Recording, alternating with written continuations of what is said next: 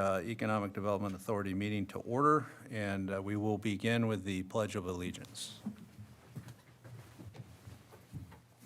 Pledge allegiance to the flag of the United States of America and to the republic for which it stands, one nation, under God, indivisible, with liberty and justice for all.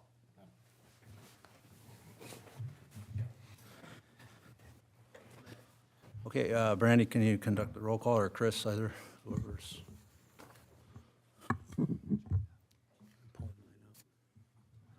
Chair Dew, Here. Vice Chair Furlong, Here. Member Fuller is absent, Member Shifsky, Here. Member Vickerman, Here. Council Representative Cole, Here. Mayor Mungy. Here.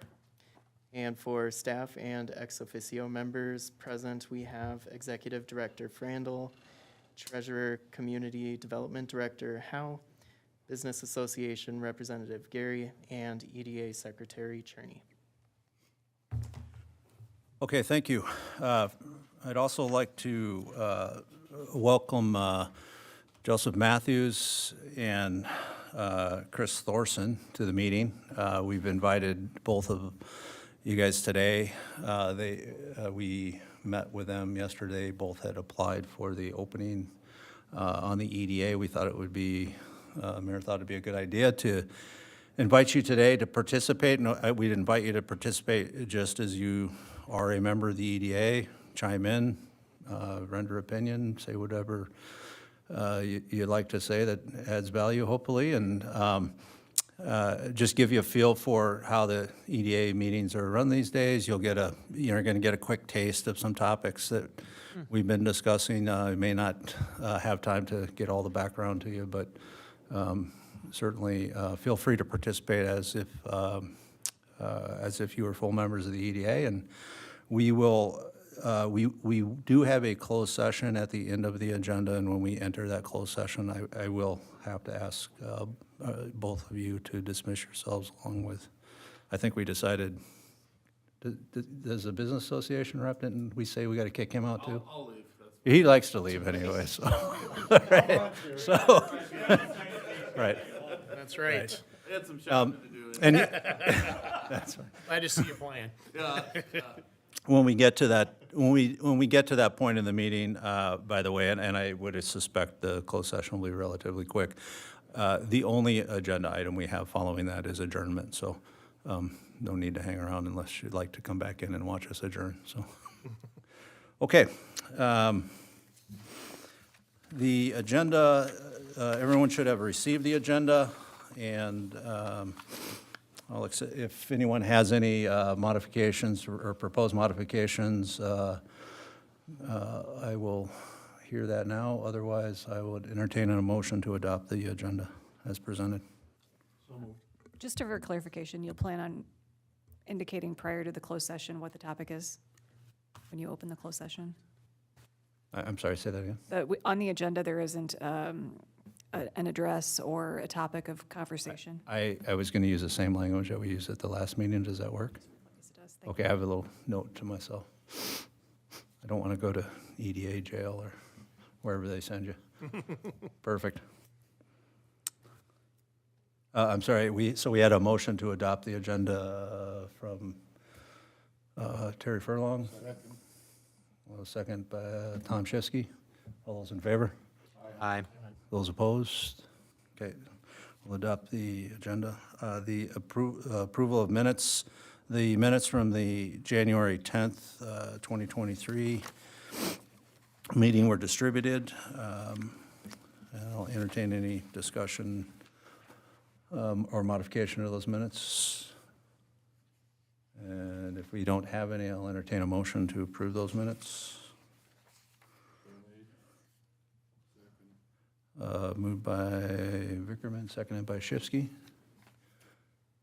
Any further discussion? Okay, all those in favor? Aye. Aye.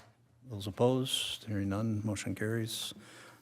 Minutes from the January 10th, 2023 EDA meeting are approved. This is a public portion of the meeting. We don't have anybody in the room. Do we, Chris, do we have anybody online? Okay.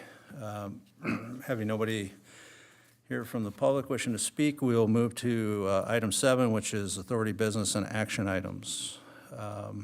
First item on the list is the marketing video by Open Window Productions that we've been discussing, and I'll ask staff to address where we're at with that. Sure. So Carrie and I had a meeting with Open Window Productions a couple of weeks ago to get some clarification on what the scope change would be in order to have them do more of a year-long process as opposed to the 3 months of last year, to do the EDA-focused only marketing video. And they provided a new proposal, and that was taken to City Council at their last meeting with the suggestion, or the request rather, that a cost share be provided where 50% of the price would be covered by the EDA and the HRA, and the City Council would each contribute 25% of the cost. And the total, I believe, was about $11,200.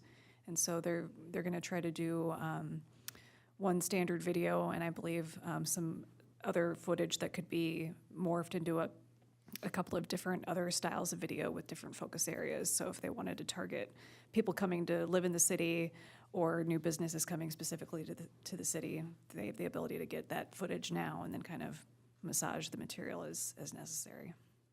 So what we're looking for, I guess, is just approval from this group to go ahead and execute the contract.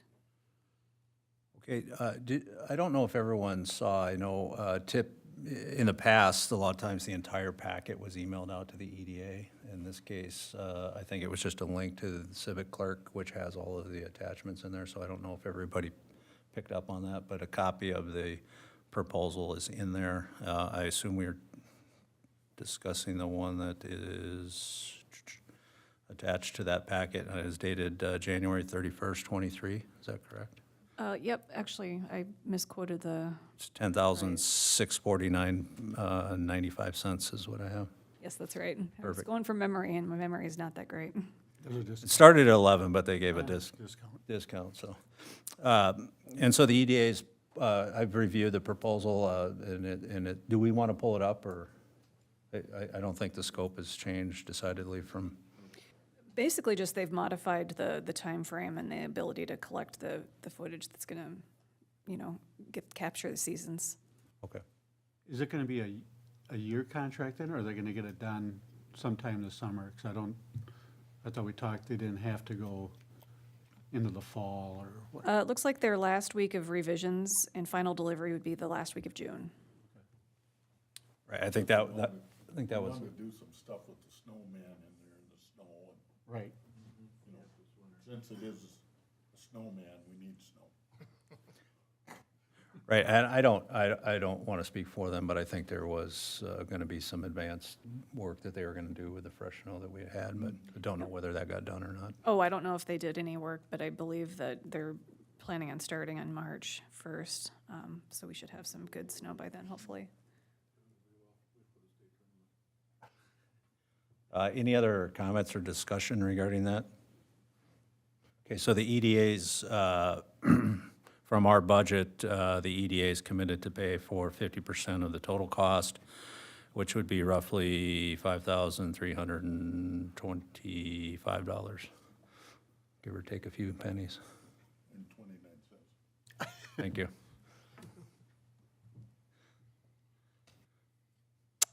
Okay, so if there's no further discussion, I'd entertain a motion to authorize the EDA's participation at 50% of the cost. And before we get that motion, I did see there is a resolution, and that's going to council that has not been approved yet. It was approved, actually. It was approved last week. Mhm. Okay, so the council resolution to participate at 25%, is that also an HRA action? Yep. Okay, And I think that you just got the unsigned version because I hadn't received the signed version at that point. okay, got it. So the other two entities within the city have already committed to the other 50%, so, Correct. yes, sir. The HRA has not met on it. I have talked with the members, but we're having an HRA next week, so that will just confirm it. Do we expect resistance? Okay. I think the motion that we would probably want to entertain as a motion to approve our participation at the 50% level and then authorize staff to execute the agreement pending HRA's approval. Did you say next week? I'm sorry. Pending HRA's approval of the remaining 25% next week. So moved. So we have that motion from Terry Furlong. Do we have a second? Second by Archie Vickerman. Any further discussion? Hearing none. All those in favor, say aye. Aye. Those opposed? Hearing none, it passes unanimously. So staff, once HRA approves their 25% participation, then this agreement could be executed and returned to open window. Perfect. Can you, could we ask also that we maybe, do they have some check-in dates I think they had here or no? Who's going to drive this from the staff side? Does EDA need to do anything, I guess it would be the question. My understanding is that you would like Carrie to kind of be the driver. Yes. She's not in here anymore, but yeah, I mean, I can work with her to work with you to figure out. No, I don't know that we need to micromanage it in any fashion, but an occasional update would be great. Okay. You know, hey, they're moving and getting the footage, and if they need any assistance in terms of their reach out to the business community or other agencies within the city, I'd just like to make sure that we're keeping an eye on it and keeping it moving. It'd be great to have that by mid to late summer. Okay. And if you had any specific things that you would like in that video, just let us know. We'll make sure it happens. Okay, thank you.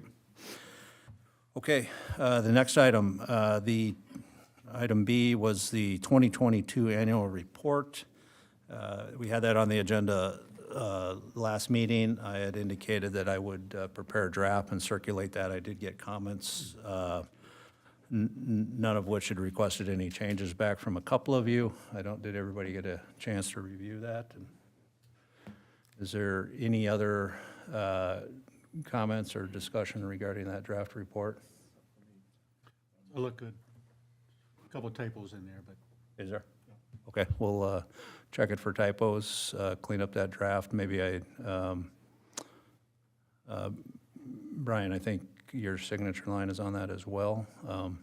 So I can probably do that while we're still on property today and then just email it to you and you can sign it pending approval here by the EDA. Okay, so. and thank you for doing that. You're welcome. So if there's no further discussion, we'll entertain a motion to approve the 2022 annual report to council from the EDA. So made. Second. Okay, moved by Archie Vickerman, second by Tom Schiske. Any further discussion? Okay, all those in favor? Aye. Those opposed? Hearing none. Motion carries unanimously. And then I don't recall, I think in years past, Brandy and/or Brian, we have always put forth the, I think it finds its way into a council packet or something is how that works. We're welcome to come speak to it at a high-level summary or read it word for word if they like, I guess, at a council meeting, whatever. But happy to stand for questions for the council at a future meeting if they would like us to. So should we put it in the packet for the next Tuesday meeting then? That's fine with, I mean, we've approved it, so we'll get the, we'll give it a quick check for a couple typos here after the meeting, and then I'll remove the draft stamp and get it to the city manager. And then whatever that timeline is, that's fine.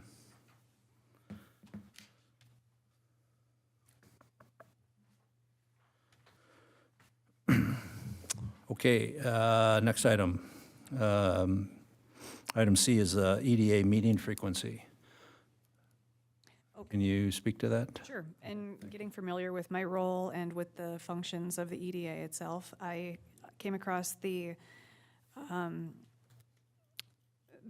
rule in Chapter 34 of the Municipal Code that states that the EDA shall meet quarterly and at other such times as is necessary. I know that we've been meeting monthly, and I just wanted to approach the topic and see if this is still desired by the group, and if so, we'll continue to do that, but I'm kind of looking for direction on what the meeting frequency should be. Okay, so in part, this comes out of Brandy and I met to kind of do some catch up about, her role. We hadn't had an opportunity to do that since she was hired. A little bit of kind of where the EDA has been, where it's going, what we're working on these days. And one of the issues came up was the meeting frequency when this, and I think when it started, when the EDA was first formed, we did meet quarterly. We didn't have a lot of business to conduct, and at some point on the continuum, I don't recall when that was, but we switched to monthly meetings, largely to keep the ball moving on whatever we were working on at the time, and then here we are every month. So I think that I'll just add my 2 cents and then certainly open to comments. For me, I think that it's, in terms of the meeting frequency going quarterly, I have a little concern, particularly with the things that we are actively engaged in, that we might find ourselves too far between meetings to keep things moving that require action.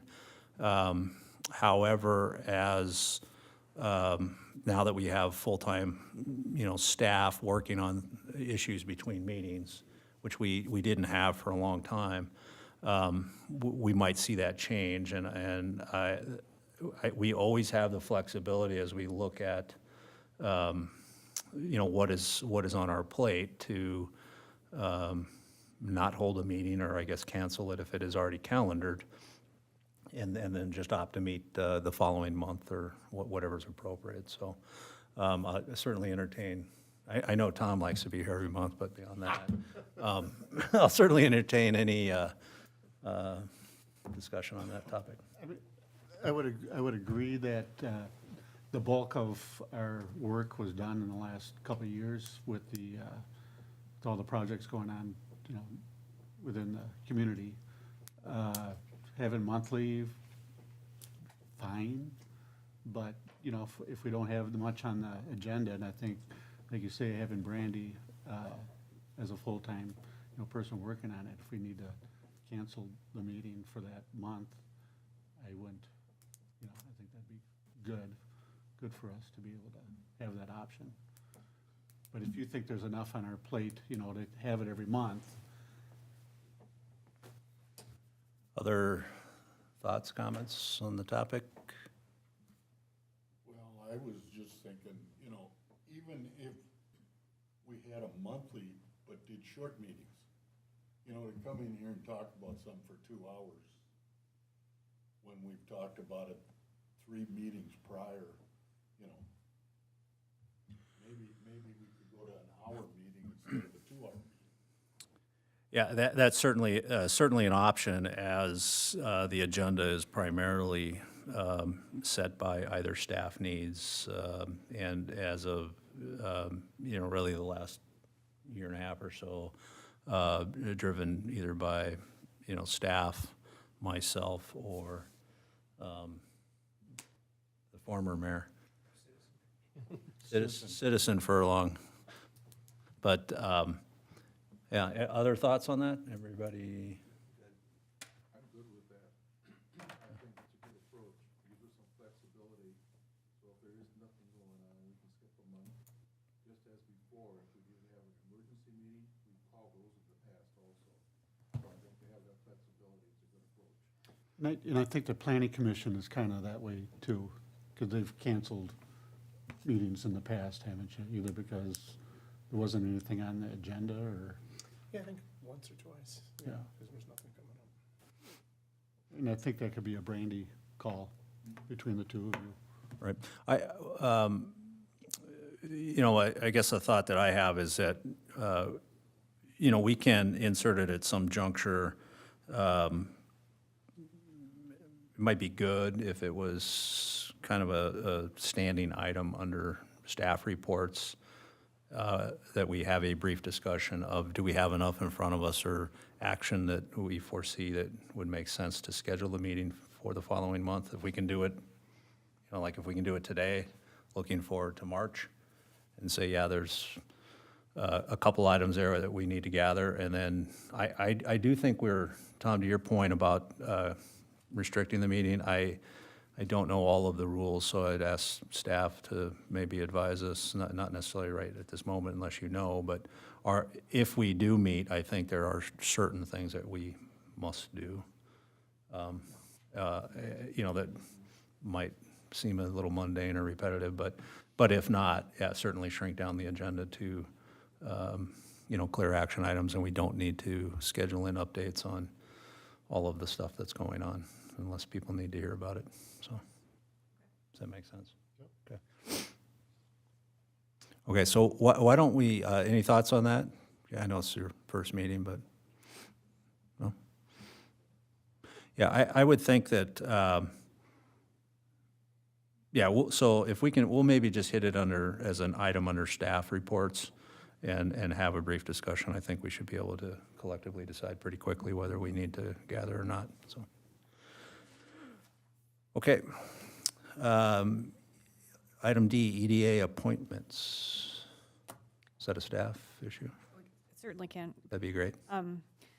So the city staff received 3 applications for appointment to the EDA. We interviewed all 3 applicants last Thursday. 2 of those applicants are here today to take a look at how the meeting functions, and we'll be making a selection at a future council meeting. So I guess the rest of that really remains to be seen. Okay, so we have, and I do appreciate both of you guys coming today.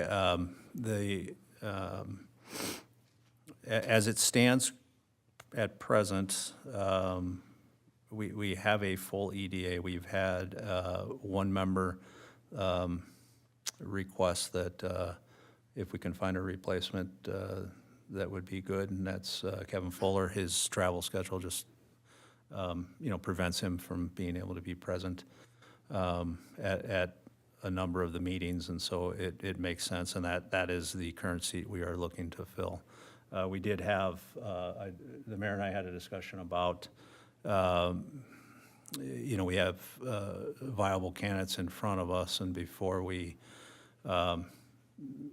take a position of, hey, we just need one person or trying to fill one seat, we should be a little forward-looking that we're not too far in the distance, so we're going to have to likely fill another seat. So really it's the mayor's, the seat is a mayor appointment approved by council, if I understand correctly.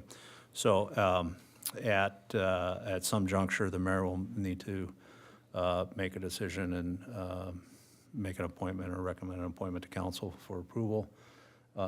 And we need to do that with at least one seat right now. And I think we'll formally have to ask Kevin Fuller for to resign. Is that, he's kind of informally resigned, but said he would stay around until we had the seat filled. So since he's not here, we'll just kick him off. But so we're prepared to do that at any time. And then I know we have right now we have Tom Shipsky. Your term is you've agreed to extend your term to the end of the year. Right now, I think your term runs out in about 12 days or something like that. Official. I thought it was done in December, but I gave 2 months. It was, but it was officially extended, and then we were looking to extend it for the balance of the year, so. Till December of this year. Till December, oh, yes. Right, Tim? I heard 2025. What? Right, I thought it was a 6-year term, but, so either way, I think that, Mr. Mayor, we can have a discussion offline, or you can have a discussion with other members and then decide what we need to do appointment-wise.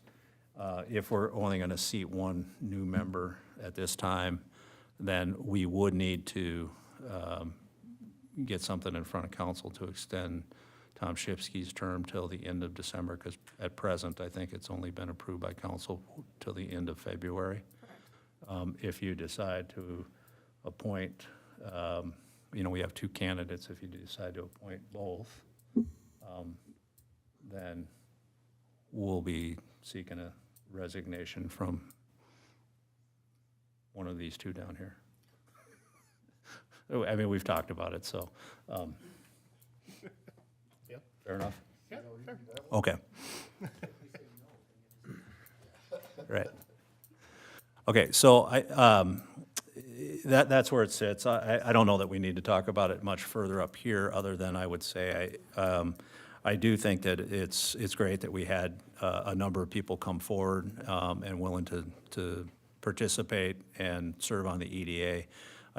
We've had a lot of the same faces up here for a long time, and while there is some value to continuity within the EDA, at some point, it's good to get a little bit of changeover as well, hear some new voices, and let other people do their time, if you will, so. Say a little something too? Please. Thank you. So I just wanted to thank the committee. I reached out because being a brand-new mayor, still learning, I wanted to be able to take the chair and the mayor and city manager and ourselves to be able to look at it, and the council member too, as far as bringing up a team to be able to look at where we're going with all these. We're doing the same thing with the park and rec and everything else. We're bringing everybody together. So working out very well. I've heard positive feedback from everybody that's been involved. It's good to have an understanding as far as different opinions on this. So it's gone very well as far as being able to vet out and be able to understand, and some of the different, especially the chairperson and everybody who's been running the committees and that. So this is going universal across all the appointments for any committees that there are. Thank you. Okay, I don't think we have any action items at this time. Okay. I have a comment. Oh, yes, sir. To stay, Tom, don't take it wrong. I believe the terms are 2 years or 3 years for the positions that are currently up here. They're not one-year terms. So can we, in essence, if we're moving, so choose to relist Tom and move him forward, it's for whatever the definition of the term is, whether it be 2 or 3 years. You can resign at the end of the year. And then, because what we've done historically, and Citizen Furlong, you can correct me, when somebody comes on board, they basically backfill what's left of the term.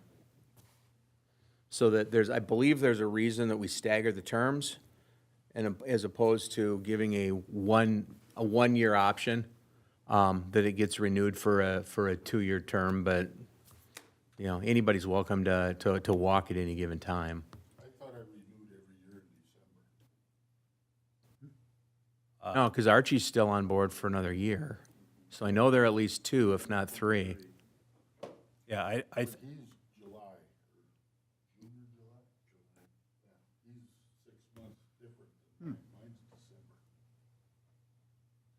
Well, I think that, to your point, Councilmember Cole, I do think that as it was kind of laid out in the bylaws and the original intent, that it would be staggered terms. And out of the gate, we did terms that were, I think, 1 through 6 years or something to that effect.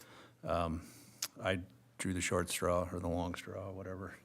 Got stuck with the 6-year term. But I think one of the issues that we've had, frankly, is that we haven't had people from the community, come forth, looking to serve. And so we've somewhat, right or wrong, we've cobbled it together and kept a, fully seated EDA over time. So I would suggest it's probably, if we haven't already done so, maybe get a good accounting of and listing of where everybody's terms sit officially on the record, and if we need to make any corrections to that so that we have, staggered terms that meet the intent of the bylaws.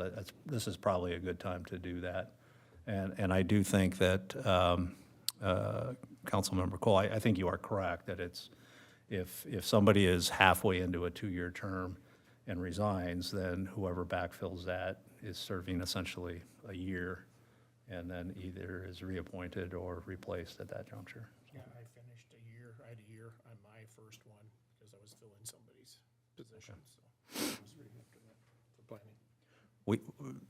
So having people that have volunteered to come in and serve on the EDA is a bit new to us, so we've just been forcing people to stay, so we're really not sure where anybody's terms are.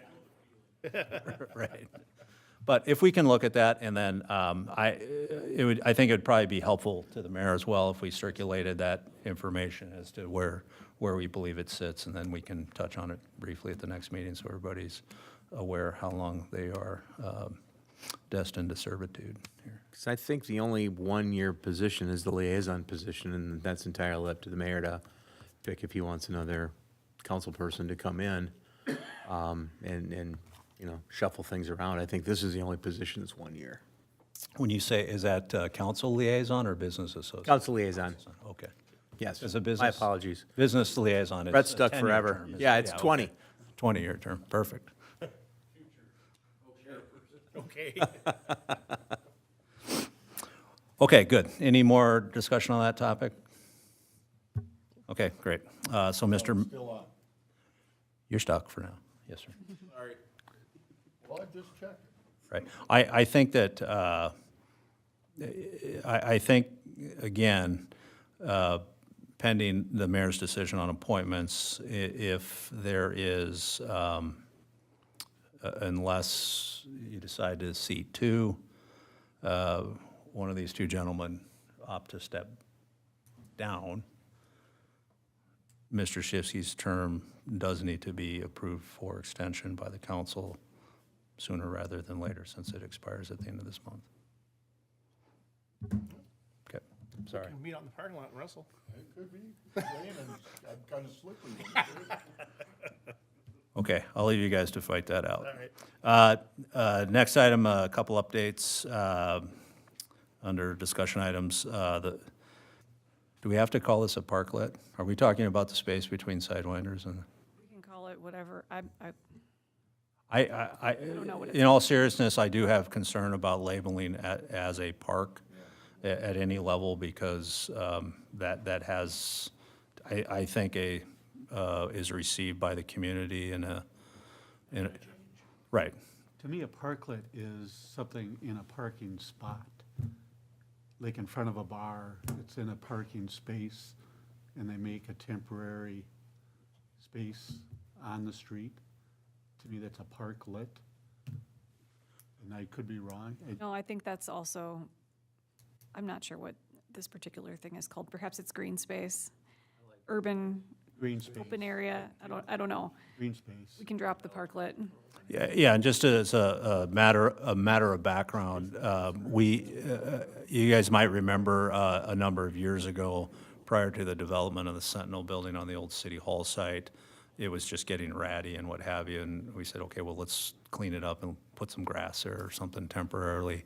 I do think we went to great lengths to make sure we didn't call it a park, because people, you don't get rid of parks very easily. So if we label something as such, then we just don't want to get caught in a trap later on.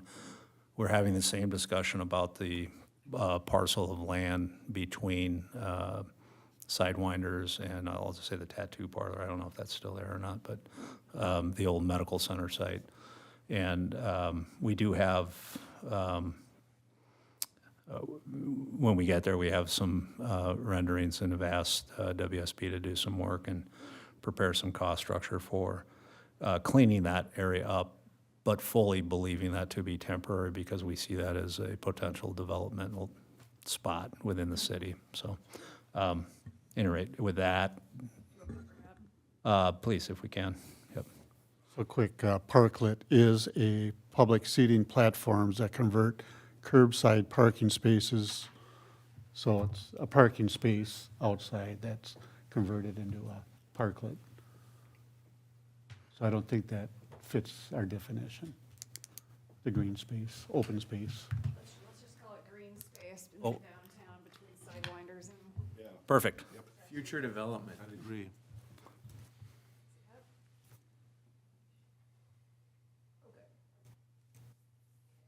Kind of, that's the wrong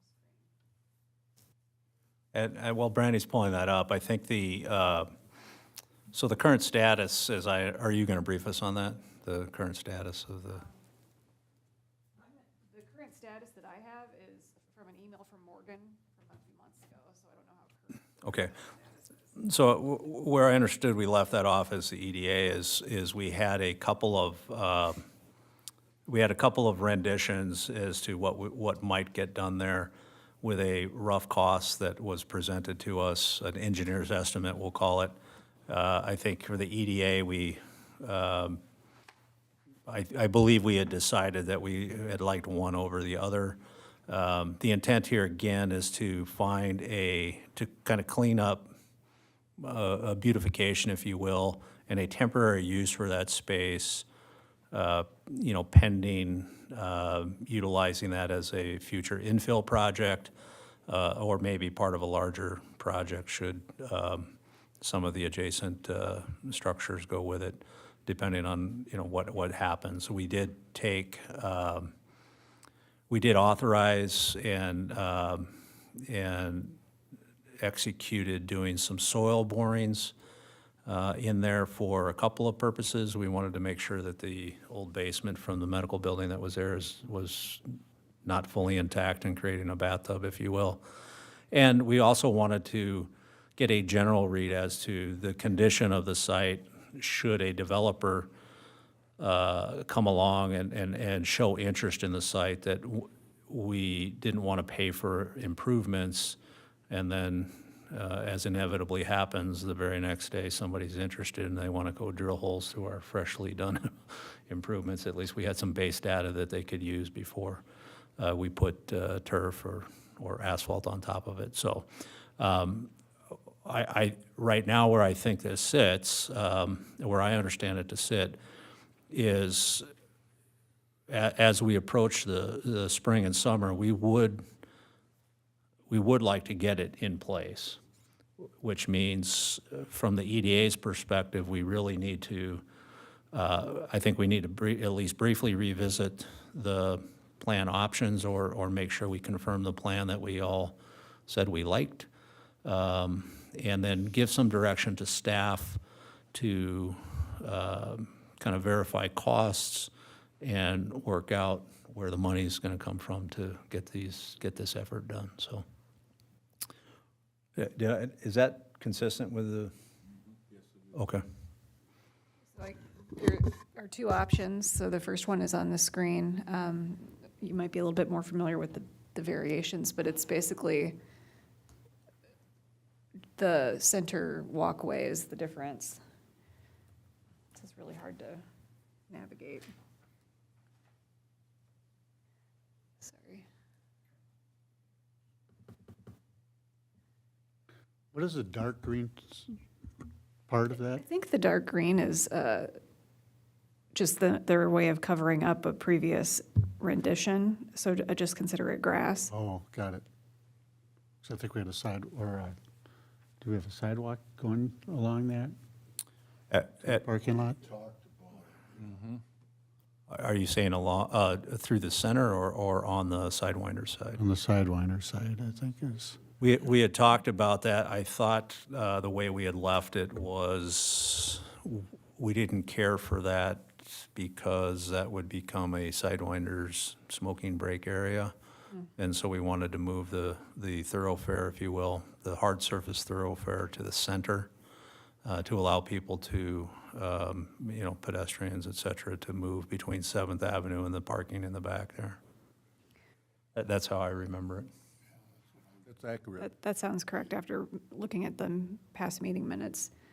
So I believe this is the option that you selected, is that right? I think that is correct, yeah. So it's a center walking path with, I think that's a 6x6 art pad, just adjacent to the parking lot, and I believe a picnic table. Is that what that other little brown area is? Correct.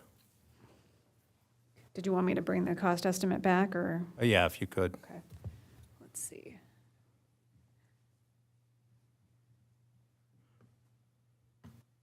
There we go. So I don't know if you have the background on this, but I believe that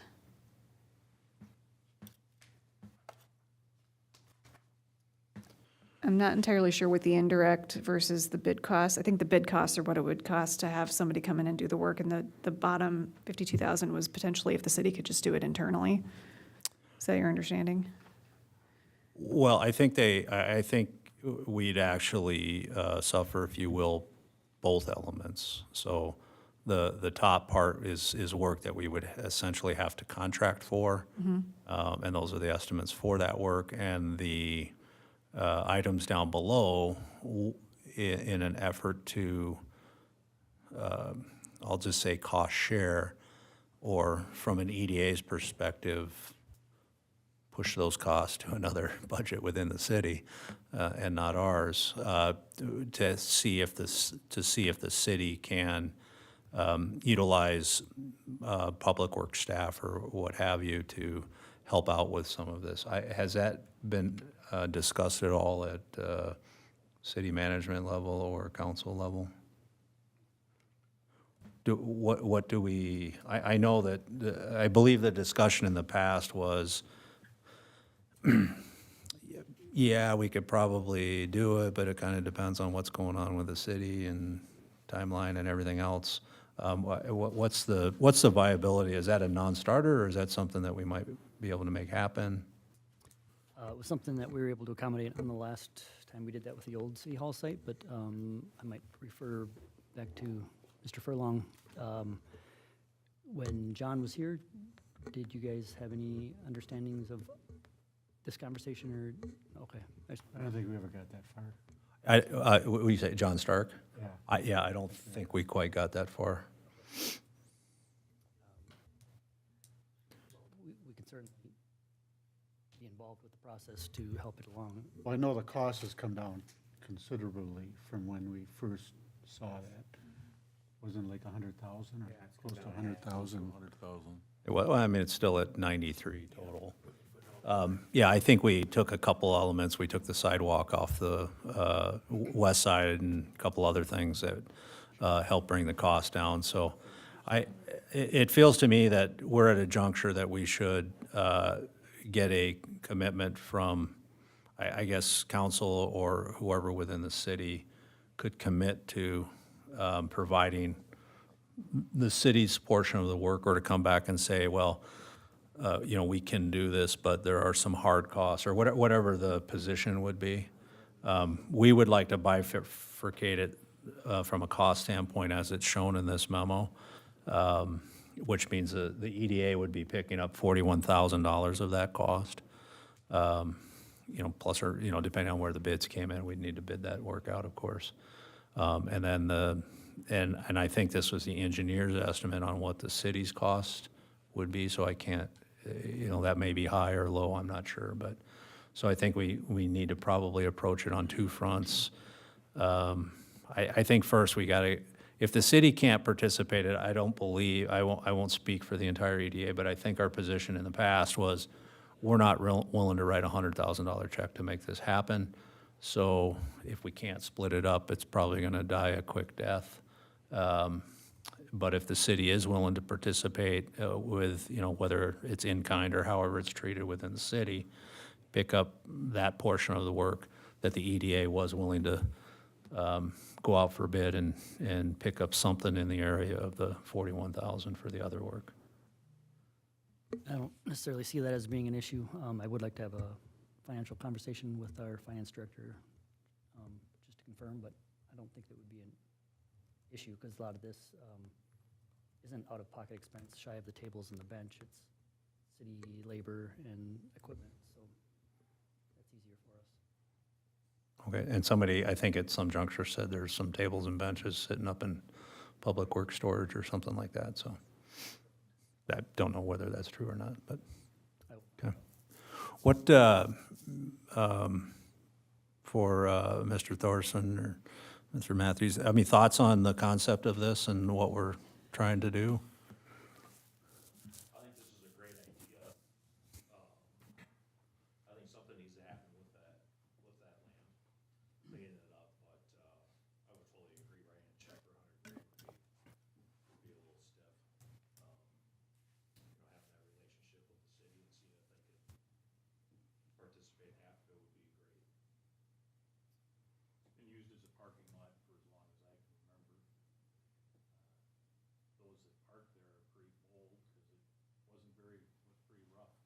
Right. And I would venture to guess that it will continue to be treated as a parking lot by those that frequent those areas. And if there are goals to develop that property, I'd just pave it over and let them park there myself.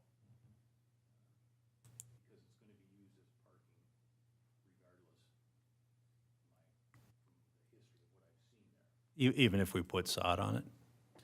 They'll ride right over the side. Like they did over the grass. Back at City Hall. Yeah, I think that's a kind of a unique area of sidewalk in the downtown district where there's a fairly substantial width to the sidewalk at that location, if I remember right. That is right. I'm sorry? Right. And I think there was discussion with WSB that as part of the work that we would, close off those drive elements and curb it in. So, I mean, you'd literally be hopping a curb and driving across the sidewalk. That would work.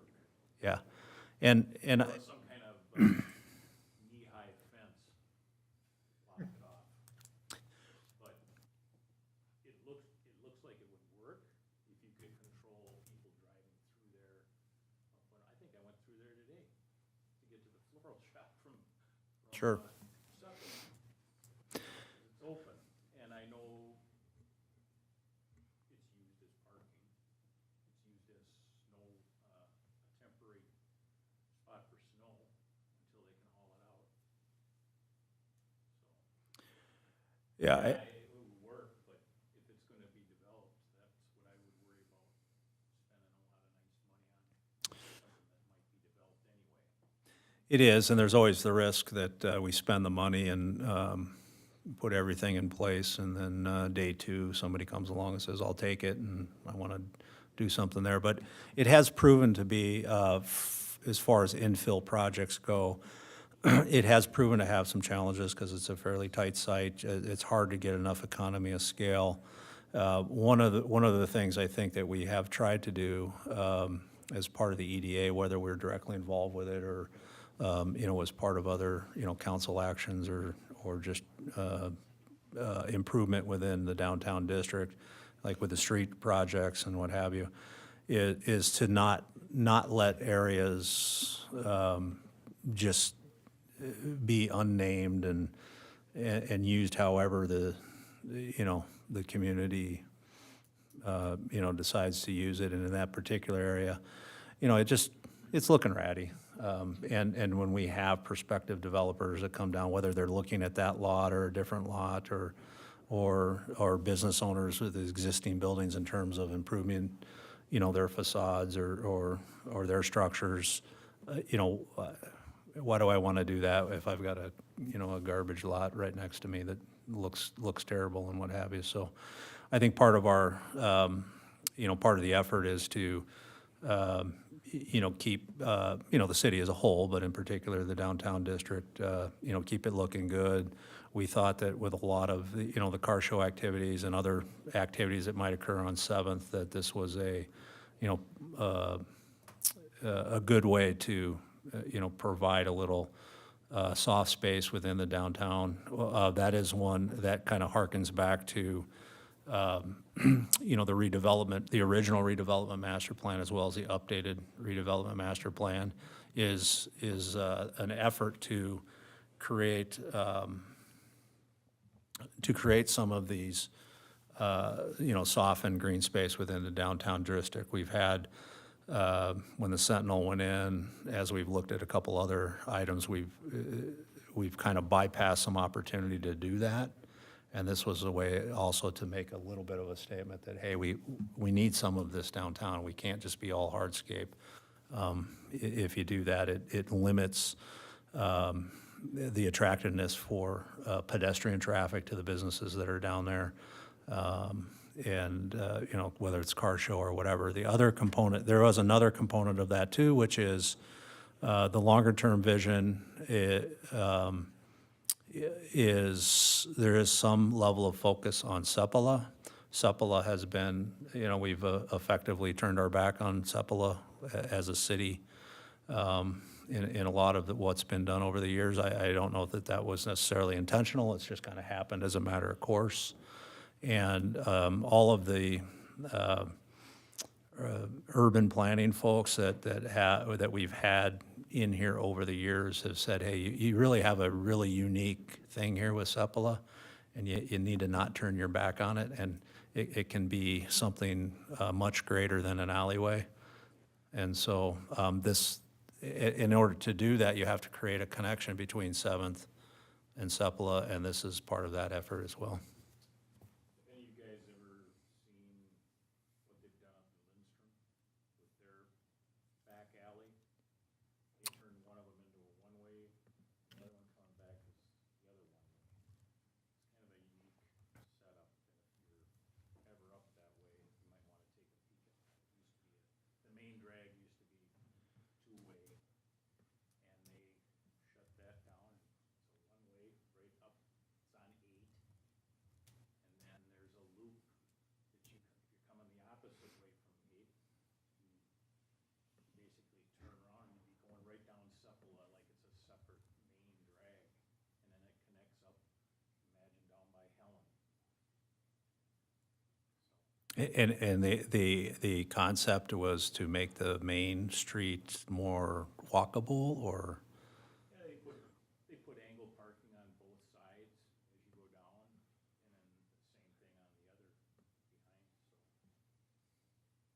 I don't know if we have the room for that, but it's something that if you ever get up that way and take a peek at it, it's pretty, or even Google it or something, it's probably out there to see. Yeah, I think that, you know, again, with Sepulveda, this is something that if you look in the redevelopment master plan and some of the great renderings that, you know, were put in there and photo montages of other areas that have similar arrangements,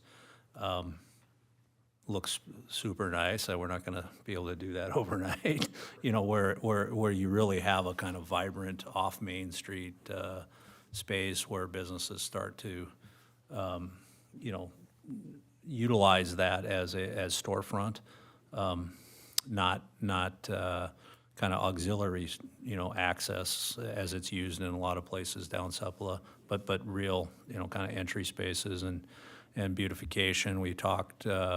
This is just, again, part of it. When we look at the Lilly project, you know, one of the things in their planned presentations, we've asked them to consider that and, you know, not completely turn their back on Sepulveda, is that might be, you know, one of the first projects that we look at that might help us achieve this goal. I mean, it's a 10, 15, 20-year, you know, goal to turn that into something other than a back alley. So anyway, that's kind of how it all came to be. So what are the next steps here? I guess I would see it as the city staff finding out about the contribution from Public Works and other components on the lower portion of the budget, and then if we get that, ask, I guess it would be WSB to get essentially a bid package, or I don't know, maybe staff can bid those components out. That's just a handful of whatever the path is on that, and then bring it back to the table and say, the city's in, and here's our actual cost for the bid work, and this is what we're staring at, and then we'd want to pull the trigger at that point. Is that other comments, or? No, that makes sense. I think that's the path we're trying to get on. And you know, we don't, if we're gonna do it, I would suggest that we try to be expeditious in getting this done so we can ideally put it in play for the summer months here. Summer months of '23, not '24, right? Okay, great. Is there enough, you have enough guidance on that? Yeah, I believe so. Okay, good. River of God Church, This is another item as it relates to the redevelopment master plan. So the EDA at the last meeting had asked staff to set up a meeting with the River of God Church pastor to help kind of, you'll probably speak to this better, but basically let them understand where our long-term vision is for the church property. Chris has been able to set up that meeting. It's scheduled for the 28th, and Chair Dew will be there, as well as myself and City Manager Frandl. yeah, so the intent is that we recently approved the redevelopment, the updated redevelopment master plan. A number of years ago, we ran into, I think maybe even when we originally published the redevelopment master plan, we ran into an issue with a business owner that said, hey, I see this thing and I see you have other plans for where my business is. And he may or may not be sitting up here at the dais to my right. And so one of the things we're trying to do this time, since we've updated that plan, is something that we discussed in the process of that is, hey, we have to paint a vision, and when we paint that vision, undoubtedly, we're going to be drawing circles and things on top, and boxes on top of existing properties that may not even be aware that they're ripe for redevelopment, or that somebody has a vision that that parcel is something other than what it is today. And so we're trying to do an affirmative reach out to a number of those properties. The church just happens to be the first one that we thought made sense, to say, hey, this is, you know, it gives us an opportunity to engage with them, understand where they're at, what's going on in their world, explain to them, at least as we see it from the EDA's perspective, why their property has showed up in the plan as maybe something other than it currently is, and just a chance to engage in discussion. It's not a, hey, we're here to push you out, and or anything like that. It's just dealing with the reality that over time, something else is likely to happen here, and we just want to talk about it, that's all. So. Kind of along the same relationship as my wife, being a realtor. She sends letters out to neighborhoods just to see if anybody's interested in selling, and sometimes people, yeah, because the client is interested. So sometimes if you know there's interest or something going on, it just gets the juices flowing, I would think. Thoughts from fresh voices on that topic? I'm sure it's a right property for development, other than what it is. And whether or not that'll happen or not, it kind of depends on them. Oh, for sure, yeah, Have good press to push a church out, force it, but if you can find a relocated place for them that's all satisfactory, it would be probably good for both. Yeah, you know, absolutely. And to be clear, and to the mayor's point, I think one of the things that, you know, as we take the opportunity to meet with different, you know, businesses, be them a church or, you know, a retail business or whatever, whoever we might be meeting with, and engage in those conversations, it would not be surprising to find out when we engage with folks like that to say, yeah, you know, we've been thinking about whatever, you know, doing something. And as an EDA, part of our, you know, responsibility is to ideally be at the forefront of that, and not necessarily inject ourselves, but be proactive in what's happening. And if you know, they say, yeah, we're looking at downsizing or moving or whatever. We'd like to, ideally, we'd like to keep everybody in the city and find an appropriate spot for them if they want to stay, and but have the ability to know what's going on out there and to be able to control the destiny, if you will, of the downtown. And sometimes you might have a private transaction that takes place that we have no part of, and a good thing happens, and sometimes a not so good thing happens. I guess it depends on your perspective, but so that's what we're trying to do with that, and this is just the first meeting in that process. I would think you guys, or as a committee, we'd always want to be proactive. You're not gonna know unless you ask. You're not gonna know unless you have that conversation. Correct. Okay, so we'll have that meeting and report on the 28th, and then we'll report back to the EDA.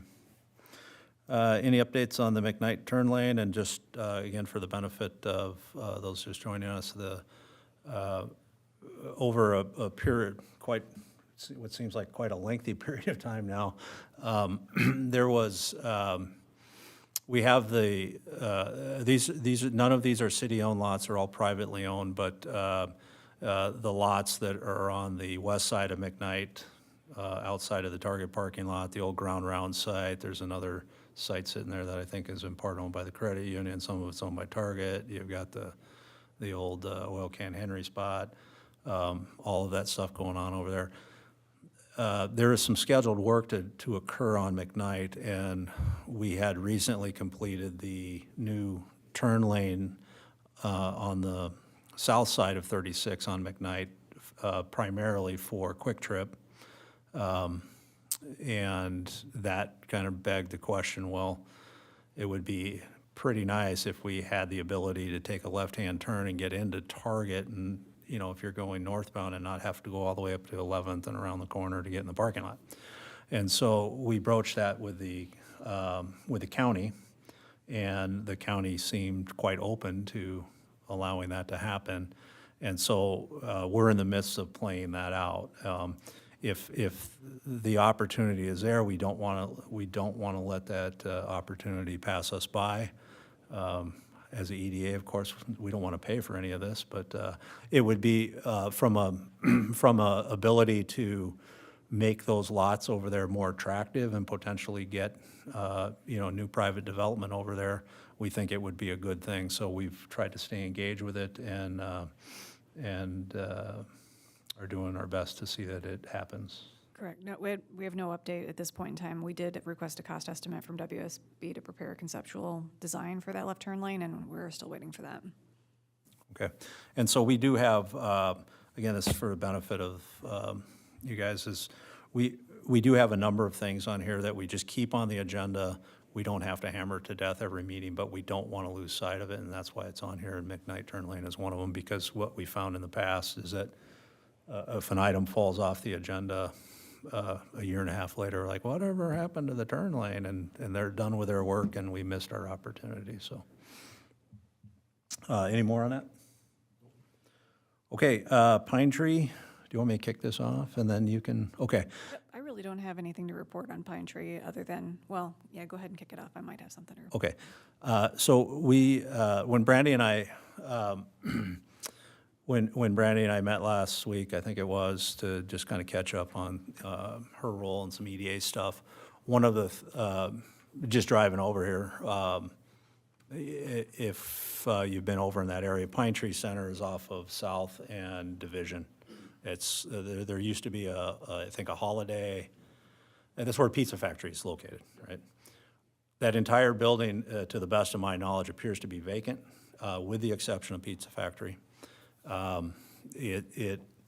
Again, my perception, it appears to be in some level of disrepair. I'll step way out on a limb and say it's ugly, if not anything, right? So it raised the question, what's happening there?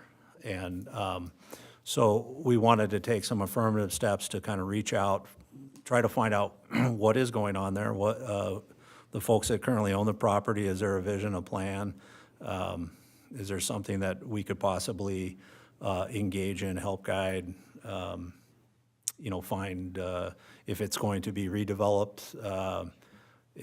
if that's the long-term vision of the current property owner, can we get, should we stick our nose into it and find out and see how it fits within, again, the redevelopment master plan and the current needs of the city and help the process. So that's how that wound up on the agenda here. And I think we reach out to Pizza Factory. I reached out to Pizza Factory. I have not talked to the owner of the property, but the Pizza Factory owner indicated that he's had a conversation with his landlord who owns that Pine Tree Center. And it sounds like he's planning to sell at some point in the not too distant future. The Pizza Factory owner is not sure about his future. He's not sure where he wants to go, if he wants to continue. He was going to meet with his broker this week to identify what his options are. He told me he was 69, so he's probably going to not be in the pizza business for too terribly much longer. So I don't know if we're going to be able to convince him to relocate or not. I don't know what the expense is for moving all of that equipment. I think it may be more than he's willing to bear, given his current situation. So I think that there remains to be seen what the owner of the site's going to do. Thoughts? I've been talking a lot. So Pizza Factory, long-time business, been in town long time. Cal's been a great business owner in the community. He's in a hard place right now because of the position of that or the way that building is set right now.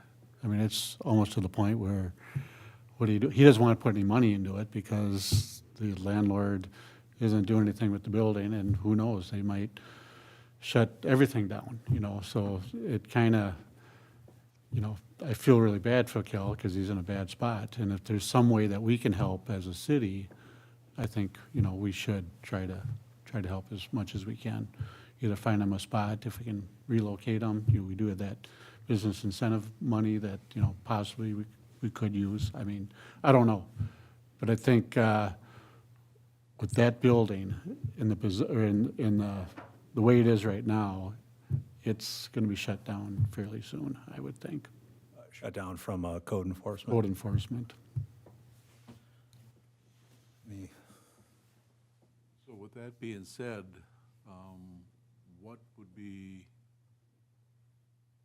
the next step for us to at least investigate to some degree what the intent is, and if there's a time factor that the owner is willing or is thinking about selling this place, or if that's just, pie in the sky and he has no time frame in mind, or how he's gonna do it, or if in fact he can sell it with the shape that it's in. I'm not sure it'll pass inspection, to Mr. Furlong's point, if he does try to sell it. So I think it'd behoove us at least to engage and try to determine where the owner is at, and if in fact there's anything that we can do to help out Cal at Pizza Factory. Anything to add, Tom? Yeah, it's, he's been a long time business owner, still my favorite pizza in town, but I do drive all the way from Stillwater to get pizza from him. I hate to see him gone. It's the roasted potatoes that are the best. Okay, yes it is. But, yeah, Because right now, he cannot, someone to buy that, I don't think he could sell it, because, Sell the business, you mean? sell the business in that location. No one's gonna take that risk to buy it and then. noticing that building, it just seems like It's crumbling. rattier and rattier, and there's nobody there. What happened to everybody? Holiday moved out, I don't know how many years ago, 5 maybe? I think it's that long. Yeah, I think we should, approach this on really two fronts, and that is the Pizza Factory front, which is, again, a primary charge of the EDA, business retention. He's in let's set aside, his personal situation and, and where they are as an individual. That's a longstanding business in the community. Clearly, that that building appears to be not well-maintained and maybe headed, the way of the dodo bird at some point, and we'd hate to see the business go with it. So I think we should actively, maybe deepen the conversations and with Cal. Well, I kind of left it open-ended for him. Okay. We're here to help. We just need to know what your ask is. I don't think he knows what his ask is yet. Right. He's doing his own investigation work, and I think that when he's ready to talk, he's definitely going to come back. Yeah, and I would suggest we, again, maybe, if it takes too long for him to figure out what the ask is, let's just continue, let's try to, I don't want to say force, that's probably the wrong word, but, let's actively engage in it, and maybe we bring a plethora of ideas to the table, because our interest is keeping, this longstanding business in town. And if he believes, and we all believe that the viability of making that happen isn't at his current location, then we got to start looking. Where can we get him? Where can we put him in town? What options do we have? We may have none, but I would suggest if, we could probably come up with something, a number of ideas. So maybe we can schedule something to have a more meaningful conversation, and not that yours wasn't meaningful with him, but a deeper conversation about kind of where he sits and our desire to keep him within the city. The second track, of course, is getting to the building owner, trying to engage with that building owner and find out what their thought process is. I don't see this being entirely different from what took place down at the Lilly Building, and for those that maybe weren't, I don't know how much you know about that transaction and what occurred down there. You had a building for sale. You had a lot of things that might have happened that didn't fit within the vision of the city. We had engaged at one point Port Authority. All of the outside experts, I will say, certainly indicated that the right thing to do for the EDA is to attempt to control the outcome. Not that the EDA was ever going to build a building there or do anything with it, but try to control what happens. And that is part of our responsibility, to engage and make sure that, we're doing what we can within our abilities and resources to, drive the outcome that is part of the city's vision. So I think we should do that. I'm not suggesting that we run off and rip a check to the guy by any stretch, but let's engage and see where we can help. And, that could be any number of things. It could be, connecting that seller with particular resources, or, if we talk to developers that show up at the city all the time that are, hey, do you got any dirt? I'm trying to do this. I'm trying to do X, Y, Z. Maybe we can just connect the parties and something great will happen. So that, I think we should do that. Do we have access to that building owner? We do, through the code enforcement side of things. Well, I meant a friendlier type Well, of access, but I'm assuming you just mean his contact information. does anybody know? I don't know, what is the tax worth on that building, or No, the building code, people know who he is. Okay. what's the tax piece?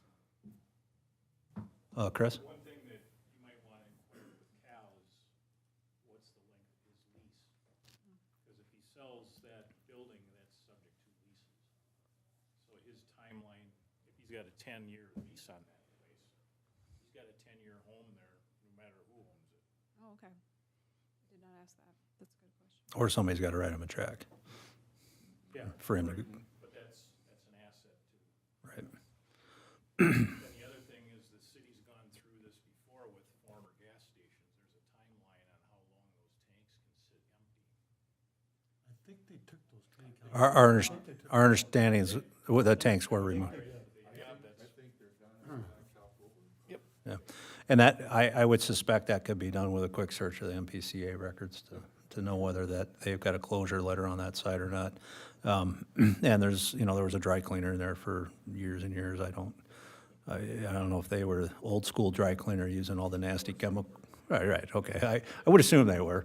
And then when you get through all that, then you've got the North St. Paul swamp that you're sitting on that you got to deal with. But at any rate, that there's clearly something is going to happen over there, and I don't think, again, I think part of the EDA's responsibility is to engage on it, and when I say engage, to at least be informed of what's going on, and we can make a decision what the level of engagement is in the future, but we should at least reach out and try to understand what's happening over there. So, is that fair? I don't think we need to vote anything other than ask staff to maybe set up another meeting with Cal and get a EDA member to there to help in that conversation. And then if we can get information on the property owner and look to set up a similar meeting. It could either start just with staff, or if we want EDA participation, a member or two to attend that as well, to have the discussion. That would be good. So does that area show up in the redevelopment master plan? It does not, but Outside of the downtown it district? is Okay. it's one of the one commercial properties in that particular area, so it does make sense from a redevelopment perspective. I think it might even be, it may show up in the comp plan as a redevelopment site. I'd have to look again, though. Yeah, and it'd probably be worthy to understand what any city documentation that we have, whether it's comp plan, redevelopment master plan, pick your document, what the vision for the city is in that area. And then, of course, we've got a pretty stout housing report that says we need a lot more units, within the city, and that's screaming multifamily to me, but. So, okay. Does the EDA or staff have any relationship or anything? Is it Polar Ridge on the north side of 11th, across the street from Target? I know that there was a Oakdale-based pizza company who was looking for space that was vacated by the old Hometown Creamery, which I believe had a kitchen in there as well. And they were kicking the tires around moving over there at one point in time. So I was just curious. I don't know if there's already restaurant stuff in there that would help Cal out at all, but I know that there was another pizza place looking in that area, in that shopping center. In the Polar Plaza? Is that what it's called? Is it Polar Plaza? Yep.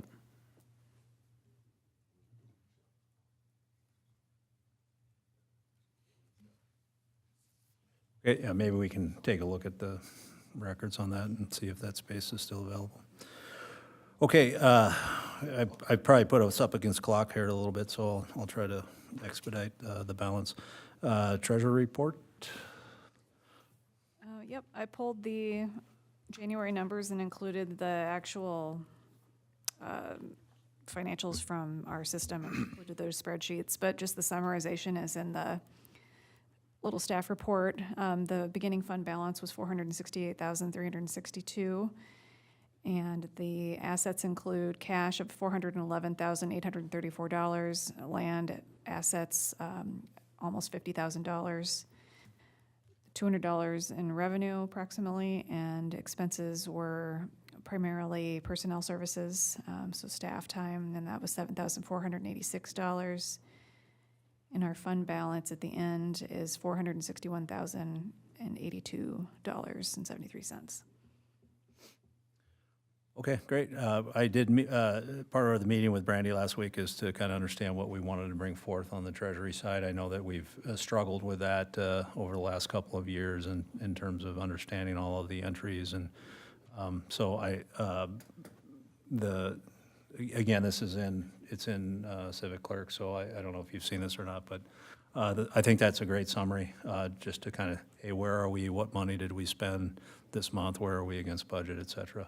And then we can drill down on it further if we need to. The one question I think I know the answer based on the rest of the documents that were in there, but at what point do the levy funds for '23 hit our account?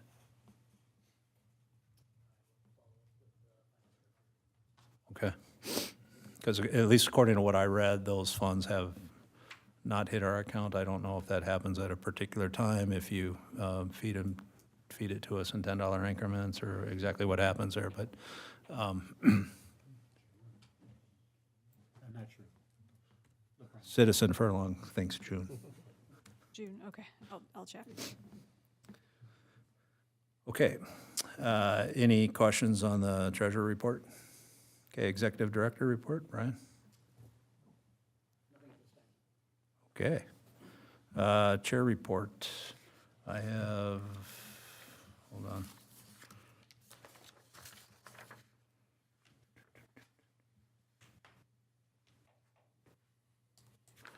I have nothing further. I got all my items into the agenda, so. Mayor? We're still looking for some on the planning commission as far as commissioners, so everything else, and we have another, no, we don't, I just got a cancellation for Park and Rec, so we'll have to see if one that wants to reschedule is rescheduling, but we're moving forward on getting everybody placed. Thank you. Okay, reports from other EDA members, anything? I have nothing.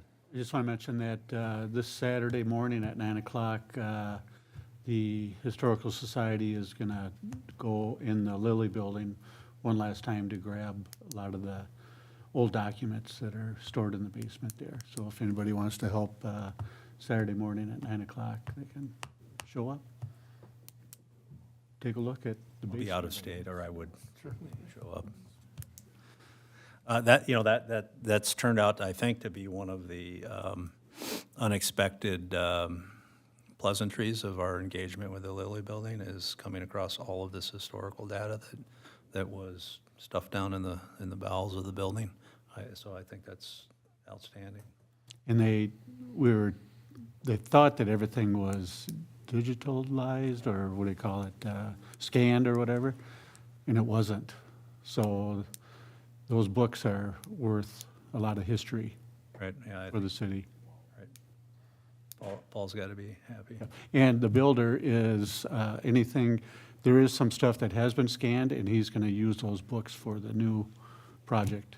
Make a room and have like a lily room, and use some of the stuff that's in the building to kind of create like a little library in the room, so. Yeah, no, I think I was that, kind of excited about it. yeah, I think that's neat, to uncover, all of that history that's in that building. So unexpected, good consequence, I guess, coming out of our involvement there, so. Anything from our guests? Okay. Absolutely. Reports from staff. Lily, update? Yeah, I contacted Jim to get an update on where he is, and as far as his schedule goes, he said mid-March, cleaning out the contents of the building, abatement in April, and demolition in April. And then they expect to commence excavation and foundations in May, and the total construction period is about 14 months. He did apply for 3 grants and received awards for all 3. They also submitted another application on February 1st, so hopefully that 4th one will be awarded as well. But the project, as far as I am aware, is going on as it should, without any hiccups. So we're just kind of waiting to hear more from him as it comes in. What is its status with planning? Planning is done. Done? Well, what do you mean by that? It's through Planning Commission? Oh, yeah, that happened last September. Oh, okay, good. Yeah, I was sleeping, I guess. I'm Yeah. sorry. No, I think it's great, looking at, in the staff report in terms of the grants. I mean, here's an active developer that knows how this stuff works, which is one of the reasons we pick them. They were able to go out and get almost $500,000 in grant money to do various things that inevitably needed to be done on that property, whether it's environmental cleanup or whatever it is. So, that seems to be going well. And so if they started in May, they're talking 14 months, so we're talking a summer of '24, roughly, Roughly, yep. mid to late summer '24, that project would open. Good, I think it's been a great addition to downtown, so. And then the parcel across the street, we had an MOU with JB Vang on that parcel that expired at the end of January. And if you all recall, we had extended it once with the proviso that they bring something back to the EDA to show that they are making reasonable progress in their efforts, and I think we got an answer. Yeah, I got an email from him this morning. He is, they're still looking to fill their, I think they have about a $3 million gap at this point, and they're looking at additional funding sources. So at this time, they have just opted to not extend their MOU with the E EDA. Okay, so I think that that puts that property back in play, and I know that we've had at least a couple of inquiries on those parcels over there. I don't think we have time in today's meeting to talk about what might be over there, but I would ask that we try to give it some thought and discuss it at our next meeting, what we should be doing to marketing that property, or what we should do next, what the next steps will be. So, any other thoughts or comments on that? Speaking about the next agenda, you talked about maybe wanting to Yep. ID those items for next month. Well, I think the item that we're going to talk about in closed session is certainly going to be in play next month. I think we should keep pace at a minimum with what's going on over at Pine Tree, because sometimes that stuff can unfold and move quicker than one would think. And so we should stay engaged with that. Parklet, or, The sorry, green space. Yeah, the green space, I think, is something that we should keep on top of. I think it's worthy of a meeting next month, and if you can let me know what we're permitted to do in terms of reduced agenda. I don't know if there's certain things that we have to do if we have a meeting. I think it's pretty flexible. I'll double check though. Okay, yeah, if we can, I assume we still have to have the open to the public piece and approval of minutes and all this other stuff, but we can get through that hopefully pretty quick, and then, reduce the agenda items and keep it to, if we can keep it to a half hour, 45 minutes, great, that's what we'll do. So, I try to be on time, Tom. I got you out of here once early this year, so. Okay.